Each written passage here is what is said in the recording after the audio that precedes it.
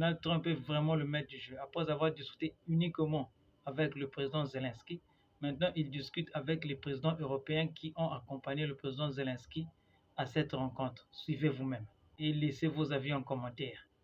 Merci beaucoup. Nous sommes dans un lieu très spécial, la Maison Blanche. Peu importe d'où l'on vient, la Maison Blanche est un lieu spécial qui représente beaucoup de choses. C'est un très beau lieu.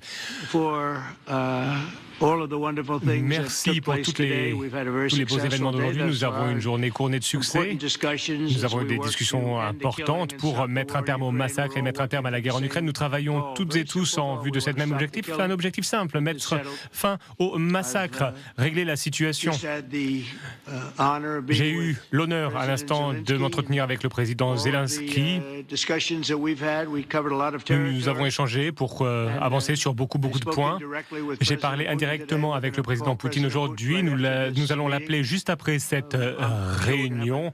Je suis convaincu que nous allons avoir une bonne réunion, productive, potentiellement une excellente réunion. Nous allons essayer d'organiser une trilatérale par la suite et nous allons voir si nous pouvons mettre un terme à cette situation. Depuis la Seconde Guerre mondiale, on n'a pas vu une telle guerre.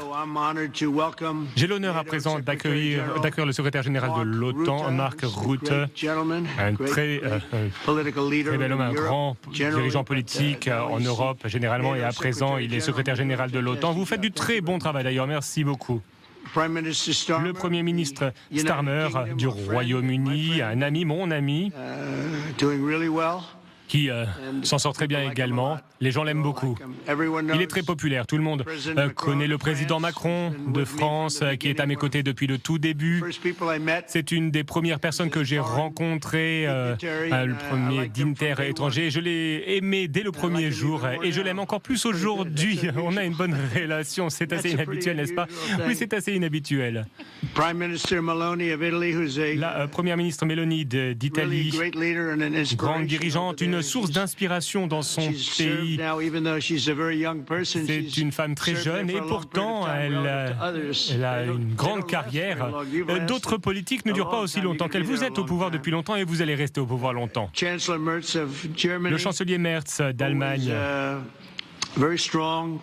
un homme fort, un dirigeant fort, très respecté en Allemagne et un ami.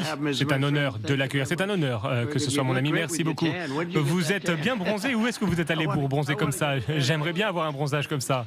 Le président Stubb de Finlande. Où est-il? Oh, je ne vous ai jamais vu aussi beau. En tout cas, vous faites du très bon travail et nous sommes ravis de vous avoir à nos côtés car vous êtes une personne très respectée, vous avez eu vous avez un grand rôle à jouer. Nous sommes ravis de vous avoir parmi nous. Et la présidente de la Commission européenne, Ursula von der Leyen, une personne avec qui nous avons signé un grand accord récemment. Je crois que vous êtes la plus puissante autour de cette table, bien plus puissante que tous les autres hommes. En tout cas, nous avons eu de très bonnes négociations avec vous. Vous êtes respecté aux quatre coins du monde. Je tiens à vous remercier pour votre présence. C'est un immense honneur de vous avoir. Le sommet en Alaska a renforcé ma conviction, à savoir qu'il est difficile d'atteindre un accord de paix parfois, mais il y a différentes étapes et le président Poutine est convenu que la Russie accepterait des garanties de sécurité pour l'Ukraine et c'est un des points clés que nous devons discuter aujourd'hui. Nous allons en parler autour de cette table. J'aimerais savoir qui va faire quoi essentiellement. Je suis optimiste et je pense que tous ensemble nous pouvons trouver un accord qui permettra d'éviter de nouvelles agressions contre l'Ukraine et je pense qu'il n'y aura... Comment dire? Je pense que nous allons pouvoir avancer, quoi qu'il en soit. Je pense que les nations européennes vont pouvoir assumer leurs lourdes responsabilités. Nous devons également parler d'un potentiel échange de territoire, tout en tenant compte de la ligne de contact actuelle, la zone de guerre, la ligne de front. C'est très triste de regarder cette ligne de front. Nous devons négocier des positions. Le président Poutine Il y a le président de l'Ukraine qui a ses propres positions. Nous avons échangé et nous allons essayer d'organiser une réunion tripartite aussi vite que possible. Et je pense que vous et le président Poutine allez pouvoir trouver un accord. En définitive, c'est une décision qui ne peut être prise que par le président Zelensky et le peuple ukrainien en travaillant avec le président Poutine. Je pense qu'il va y avoir une très bonne issue de ces réunions. Je pense que nous allons avoir une bonne réunion. Je vais organiser une réunion avec le président Poutine et je pourrai y participer. Ce n'est pas que j'en ai envie, mais je pourrai le faire car nous souhaitons épargner beaucoup de personnes. Nous voulons éviter les massacres. 5 000, 6 000, 7 000 personnes qui meurent parfois par semaine. Bien évidemment, nous préférerions un cessez-le-feu immédiat pendant que nous travaillons sur une paix durable et ce serait peut-être possible. À l'heure actuelle, ce n'est pas possible, cela ne se fait pas, mais le président Zelensky et le président Poutine peuvent en parler un petit peu plus. Nous avons arrêté 6 guerres et pour arrêter ces 6 guerres, nous ne sommes pas passés par un cessez-le-feu.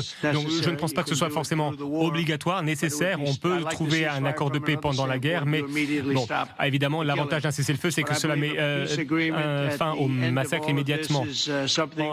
Quoi qu'il en soit, il est possible de faire la paix. C'est quelque chose qui peut se faire à court terme, déjà, très prochainement. Je me suis impliqué dans beaucoup de conflits, beaucoup de guerres, et c'est la dernière guerre à régler. Évidemment, j'imagine que d'ici à ce que je sorte de la salle, il y aura une autre guerre qui aura éclaté, et j'essaierai de l'arrêter également. Mais en tout cas, cette guerre en particulier est très complexe à arrêter. La prochaine étape sera une réunion trilatérale. Nous allons voir comment l'organiser, et j'ai hâte de travailler pour avoir de bons résultats. Nous allons passer beaucoup de temps aujourd'hui à parler. C'est un honneur pour nous de vous accueillir. Nous avons les dirigeants de grands pays qui sont respectés dans toute l'Europe et ils parlent au nom des autres pays également, des autres pays européens.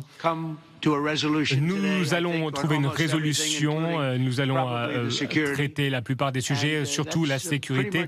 Et voilà un petit peu de ce que j'avais à vous dire. Monsieur le Président, souhaitez-vous dire quelque chose? Les médias sont devant vous, vous pouvez venir à mes côtés, ou vous pouvez utiliser mon micro, ou faire le tour, ou utiliser votre micro, ou vous pouvez vous retourner. Merci, je vais essayer de parler sans micro. Je vous remercie. Je pense que la conversation avec le président Trump a été très fructueuse, une très bonne conversation, et je pense que de conversations meilleures encore arrivent à l'avenir, mais celle-ci s'est très bien passée. Nous avons évoqué des points sensibles, les garanties de sécurité y compris, et à présent, les dirigeants sont là. Nous allons en parler de ces garanties de sécurité avec vous. Nous avons déjà beaucoup échangé en ligne avant-hier, hier et aujourd'hui nous allons en reparler.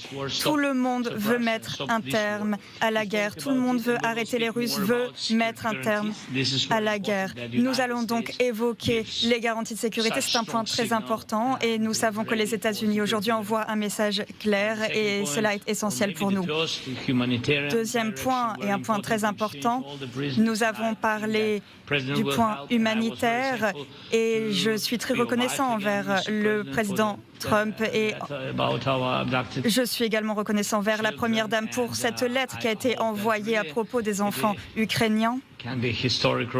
Et je pense que cette résolution et cette lettre surtout pourrait être très utile et essentielle pour les enfants en Ukraine, pour la planification des familles en Ukraine. Et Monsieur le Président Trump, merci beaucoup, tout cela est très important. J'espère que nous allons prendre des décisions.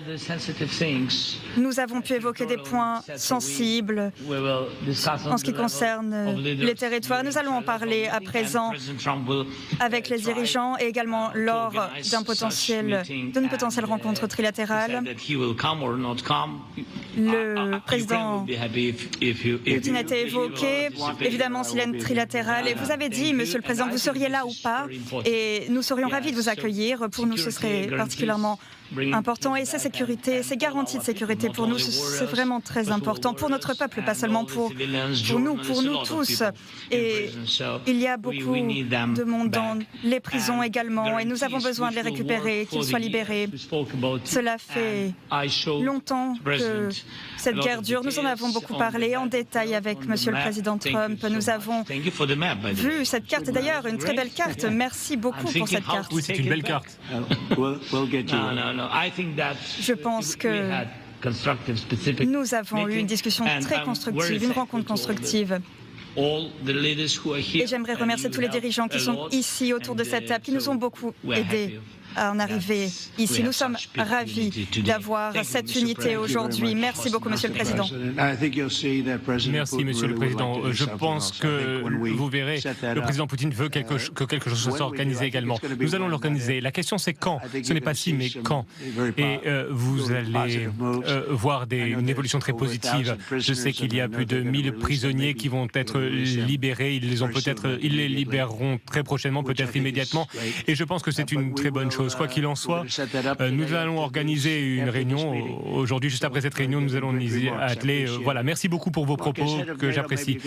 Marc, en tant que secrétaire général de l'OTAN, quelques mots peut-être. Oui, je vais être très bref. Je voulais vous remercier, Monsieur le Président des États-Unis, cher Donald. Merci beaucoup de nous faire sortir de cet enlisement.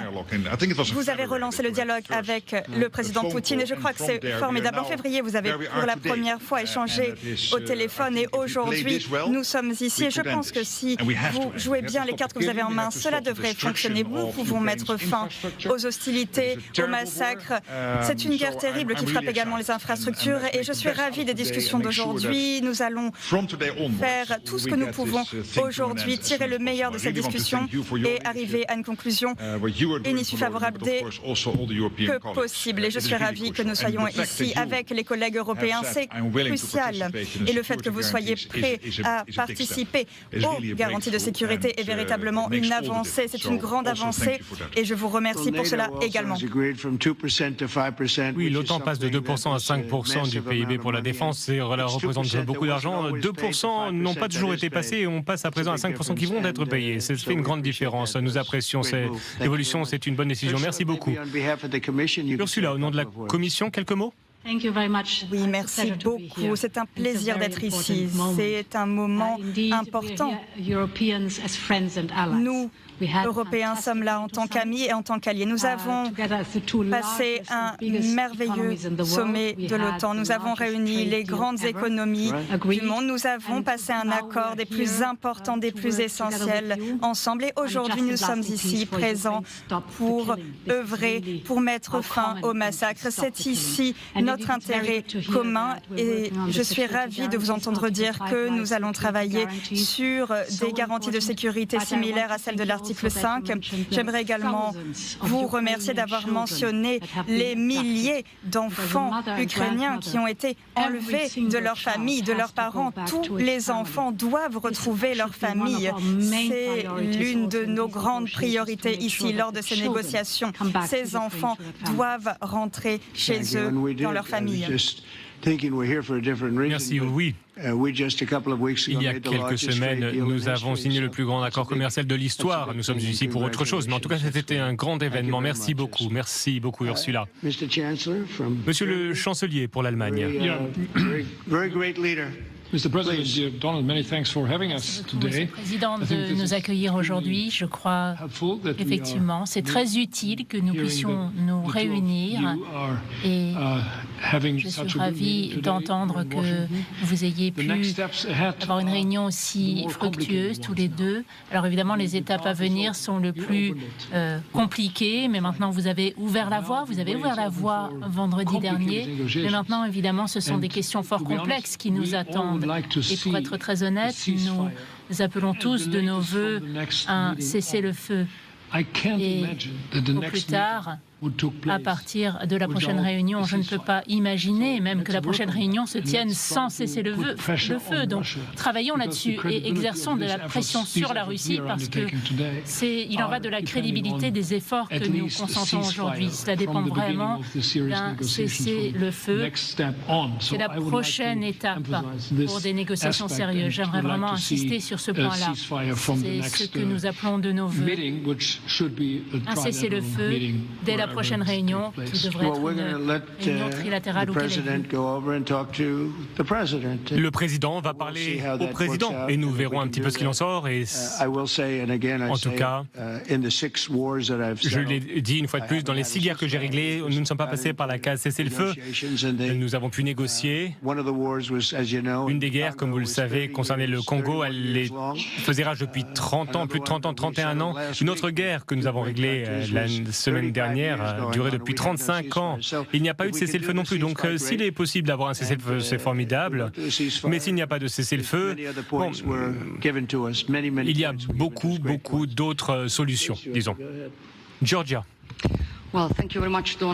Merci beaucoup, Donald, Monsieur le Président, de nous accueillir aujourd'hui pour cette rencontre si importante. Je pense que c'est une journée importante, avec une nouvelle étape qui s'ouvre après 3 ans et demi sans aucun signe de la part de la Russie, aucune volonté d'ouvrir le dialogue de leur part. Vous avez changé quelque chose ici et grâce à vous et grâce au courage et à l'unité des Européens, au courage des Ukrainiens, nous en sommes arrivés aussi. Et j'aimerais vraiment mentionner cela. Si nous voulons atteindre la paix, si nous souhaitons garantir la justice, nous devons rester unis. Et je pense donc qu'il s'agit d'une journée importante. C'est une belle journée. Vous pouvez compter sur l'Italie. Nous sommes aux côtés de l'Ukraine depuis le début et nous sommes prêts à soutenir tous vos efforts pour la paix. Nous allons évoquer de nombreux sujets importants. Le premier, bien sûr, est celui des garanties de sécurité pour nous assurer que cela ne se reproduira pas, car il s'agit là de trouver une précondition à tout type de paix. Et nous allons également travailler sur une proposition qui se base sur le modèle de l'article 5. L'Italie est toujours prête à soutenir des propositions de paix et de dialogue. Il s'agit d'une œuvre commune pour garantir la paix et nous voulons garantir la sécurité de nos nations. Merci beaucoup de votre accueil, Monsieur le Président. Merci beaucoup, Emmanuel. Merci, Monsieur le Président, d'avoir organisé cette réunion. Merci de votre engagement. Tout a déjà été dit, mais je voudrais simplement ajouter que toutes les personnes autour de la table aujourd'hui sont pour la paix.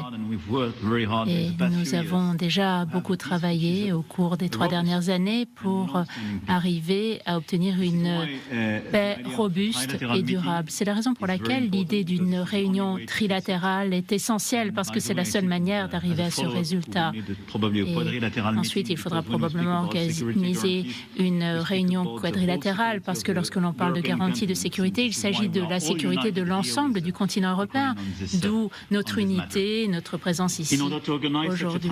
Afin de pouvoir organiser une telle réunion trilatérale, il faudra demander une trêve, un cessez-le-feu, enfin en tout cas que les tueries s'arrêtent. C'est essentiel et nous sommes tous d'accord sur ce point. Et pour qu'il y ait une paix durable pour l'Ukraine et pour l'ensemble du continent, il nous faut des garanties de sécurité. La première étant bien entendu une armée ukrainienne crédible pour les années à venir. La deuxième, c'est notre propre engagement à chacune d'entre nous. Au cours des 3 derniers mois, nous avons beaucoup travaillé au sein de la coalition des volontaires avec l'appui de l'OTAN afin de construire les différents piliers des garanties de sécurité et notre engagement. Et il est évident que les Européens sont très lucides. Ils vont faire leur part pour ces garanties de sécurité, puisque leur sécurité est aussi en jeu. Vous pouvez compter sur nous, tout comme nous comptons sur vous, afin d'arriver à mettre en place cette paix robuste pour l'Ukraine et l'Europe. Merci beaucoup, Monsieur le Premier ministre.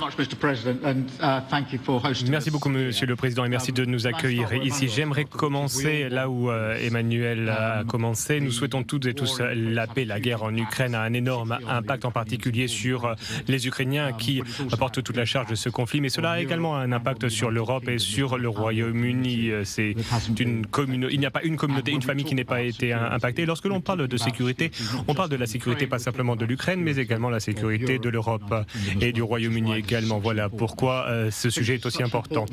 C'est une réunion particulièrement importante. En tant que groupe, nous avons déjà échangé à plusieurs reprises, Monsieur le Président. À présent, nous pouvons nous retrouver autour de la table afin d'aller de l'avant, d'avancer. Je suis convaincu que, avec la bonne approche cet après-midi, nous pouvons réellement faire de grands progrès, en particulier concernant les garanties de sécurité. Les garanties de sécurité de l'Europe avec une sorte de garantie similaire à celle de l'article 5, quelque chose que nous avons développé avec la coalition des volontaires, rassembler des pays et montrer que nous sommes prêts à assumer nos responsabilités en termes de responsabilité, en termes de sécurité plutôt. Nous avons déjà développé quelque chose de très bon et nous pouvons avancer encore plus loin aujourd'hui. Nous pouvons faire une avancée historique en termes de sécurité pour l'Ukraine, de sécurité pour l'Europe. Je pense également que nous pouvons largement avancer vers une paix juste et durable. Et bien évidemment, cela doit impliquer l'Ukraine. Dans le cadre d'une réunion trilatérale me semble être la bonne prochaine étape. Merci beaucoup de proposer cette solution, car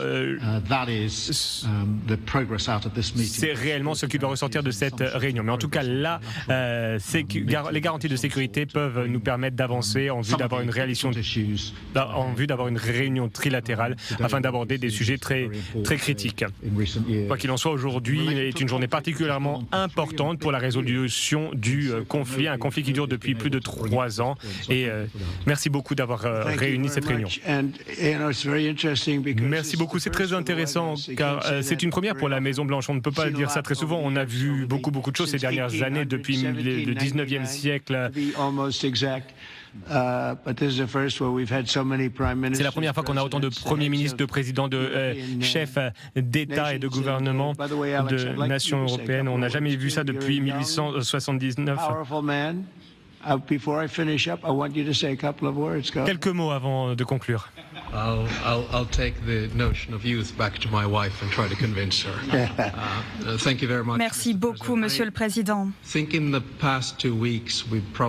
2 dernières semaines, je pense que nous avons plus avancé sur le sujet de cette guerre que sur les 3 dernières années et demie. Et je pense que le fait que nous soyons ici réunis autour de cette table est particulièrement symbolique. Nous sommes ensemble, l'Europe, les États-Unis, pour aider l'Ukraine. Et nous attendons beaucoup de cette rencontre, et notamment en matière de garantie de sécurité. Nous aimerions évidemment qu'il y ait ensuite une réunion trilatérale où vous seriez avec le président Zelensky. Vous vous demandez peut-être pourquoi je suis là, pourquoi le président de la Finlande est parmi vous. Nous sommes peut-être un petit pays, mais nous avons une longue frontière avec la Russie. Et nous avons une longue expérience avec la Russie, notamment avec la Seconde Guerre mondiale. Et aujourd'hui, je peux vous dire que nous avons trouvé une solution à l'époque et je suis sûr que nous trouverons une solution en 2025 à cette guerre d'agression menée par la Russie et que nous arriverons à trouver une paix juste et durable. Cette situation est compliquée, mais c'est pour ça que nous sommes ici. Merci beaucoup. Nous allons avoir une réunion, nous allons échanger, nous allons parler des différents sujets. Bon, je ne pense pas qu'il y ait un sujet particulièrement complexe.